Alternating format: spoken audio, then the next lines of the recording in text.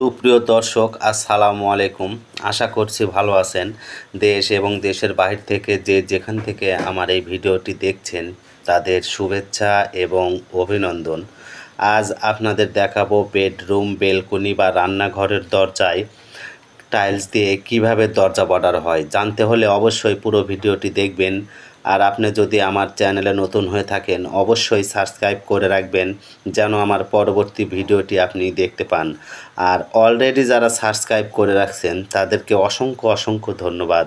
তো আসুন এবার হিসাব করা যাক। প্রতিটা চৌকাঠের মাপ আসে 150 mm, 155 mm এবং 160 mm।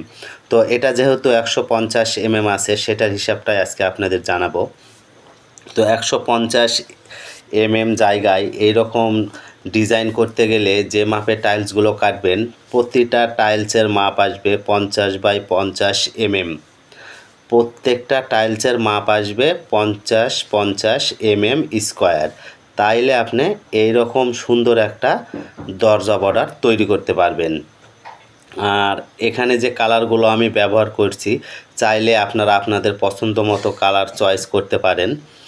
আর এখানে ফ্লোরে যেহেতু সাদা টাইলসটা লাগানো আছে এজন্য আমি দুই সাইডের বর্ডারটা কালো ছাঁটটা আমি ওখানে ব্যবহার করছি।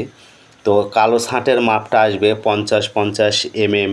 যেই ছাঁট সেই ছাঁটটা কোণাচা করে দুই ভাগে ভাগ করবেন, তাইলে আপনার এইরকম পারফেক্ট একটা মাপ আসবে।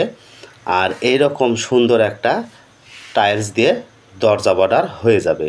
আর আমার এই ভিডিওটি যদি আপনাদের ভালো লেগে থাকে অবশ্যই লাইক, কমেন্ট, শেয়ার করবেন। আর স্ক্রিনে দেওয়া নাম্বার আছে, চাইলে আপনারা যোগাযোগ করতে পারেন।